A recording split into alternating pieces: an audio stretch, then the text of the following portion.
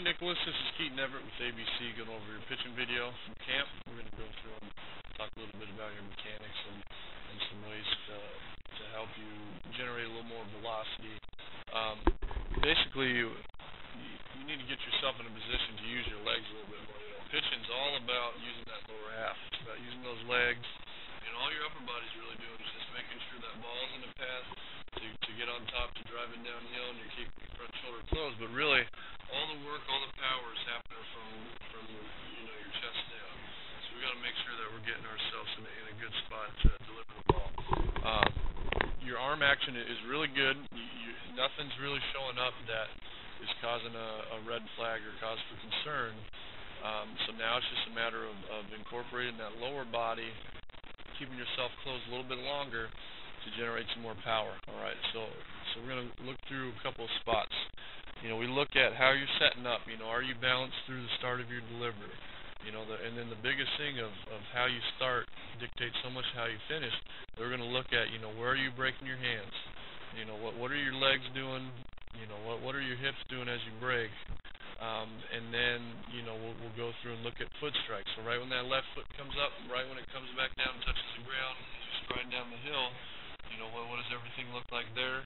We're going to look at how you finish. All right, so we'll go back and look at this last throw here, and we'll talk a little bit about it. The biggest thing with you, coming through this windup, all right, everything's going good. You're staying over that back leg, all right, but what happens is you're just going to watch your lower half is you're just going to start going forward, all right? You're going to start going forward right off the bat before those hands break, before that leg gets up to its highest point, all right? You're just kind of cutting your legs off. We want to try to make sure that we're staying over our back leg. We're staying up nice and tall. So we'll go back and mark where your head is. All right, so we want to make sure that you're staying right in this box the whole way through your leg kick. All right, so there's the height of your leg kick. You can see that you've dropped down out of the box, you've moved forward.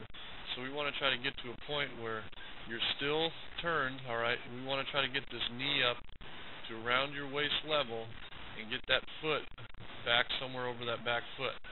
All right, that keeps our hips in a nice closed position to get going down the hill. Instead of, right here, you're just rushing everything. You're rushing forward. You're not staying balanced. You're not staying back. But most importantly, you're not getting this leg up in this position back over that back foot somewhere. So you're not getting your hips closed. All right, your hips are open the entire time, and then you're just losing power. So in this position, bounce over this back foot. We want to see our hands back down around the belt. We want to try to see this leg swinging back over this back leg.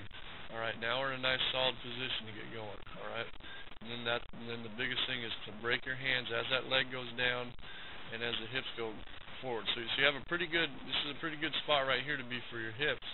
We've just started really late, and we are breaking our hands too high up here. All right, so it's just a matter of dropping the hands back down here, buying a little bit more time with that lower body by swinging that leg back, get it up higher and a little bit farther back. And then because you already have a pretty good hip path down the mound, it's just a matter of storing up more energy, getting everything ready to go instead of starting forward right off the bat, losing those hips, and just kind of using more of that right side. We want to try to store up as much energy as we can in that lower half. So as we get going towards foot strike, the biggest thing that I see here is you can see that your fingers underneath the ball. So your hand is basically completely underneath the ball. You're holding it in your hand like you're holding a glass of water or something. Try not to have it spill. We want to try to make sure that our fingers are staying on the side on top of the ball. All right, so at this position here, coming through foot strike, it's like you're almost just kind of slinging it forward. At foot strike, we want to try to see those fingers back here in front of the ball, between the ball and your ear. That's going to create a little bit of torque on that wrist, and that's going to, as that ball comes forward, it's going to store up energy and cause you to get a little bit more snap in in those fingers. All right. But angle-wise, this is good. All right. We don't like to see the elbow up above the shoulder. All right. Your front elbow could be up a little bit higher, but your glove's out over that front foot, which is good. All right, now we'll go to foot strike. So right when this foot, so it looks like front foot just lands right about here. Okay? So this is a good position with your back arm. So your right arm's looking pretty good. Now we just need to try to match this left arm up a little bit. So you popped open that left elbow a little bit early. We want to try to match up that left elbow. So just think about keeping that left elbow closed longer, over that knee, and not let that do all the throwing. This is a strength deal. As you get older, it's going to be easier to use the hips and not so much shoulders. But because you're younger, you're going to have to use the shoulder a little bit to throw. So just something to be aware of, to keep that elbow out there, so you stay closed a little bit more. And then what we're going to want to see, again, strength issue again, is to get this hip going forward before that upper body starts turning. So we're going to see it back in this position we drew back there. We're going to see this position with your head. Your upper body still hasn't rotated yet. So you just want to get in the habit of getting that right hip going towards the plate before that right shoulder comes. And again, that'll be easier as you get a little bit older. All right. And then you can see through release, you're actually doing a pretty good job at keeping your back foot on the ground. A lot of times you'll see kids pop that back foot off the ground, and you're doing a pretty good job at getting down over that front foot, releasing the ball. So you're good at driving through your legs. You have a pretty good foundation of what your legs need to be doing. Now it's just a matter of keeping this front side closed a little bit longer and trying to get this hip going a little bit earlier, instead of at the same time. All right, but you're getting out, you're driving, you're finishing out over that front foot, so your finish is real good.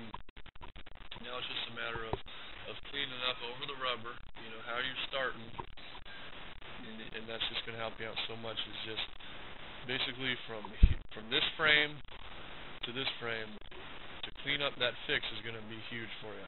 All right, so again, just make sure you're not going forward. Just be standing over that back leg. All right, a good drill to do is just to start your delivery and come up and hold this position with your leg. Come up and hold that balance position. Get that leg up, that knee up to your belt, and just hold it there. And try to do that a couple times in a row. Start to wind up, bring that leg up and hold it. Stay balanced over that back leg with your hands down here by the belt. All right, and just do that a bunch of times to get that feel of that balance position, so you can buy those legs some time, and just let your legs do a little bit more work. But other than that, everything's pretty solid. Nothing's red flagging about arm injuries. Again, just work on fingers behind the ball. But again, it's just a matter of getting to that balance point. So just drill it out. Hands down around the belt, belly button. Turn, get that leg up there, so you're basically going to be sitting right in this position here.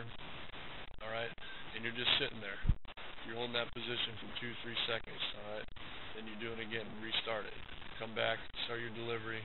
Hold that knee up there in that position, 2-3 seconds, and then start it again. Just get that feel of letting that leg get up, get down over that back foot, staying balanced over that back foot, and then driving those hips down the hill. So. But other than that, everything is looking pretty solid, hip-wise, especially for your age. And as you get older,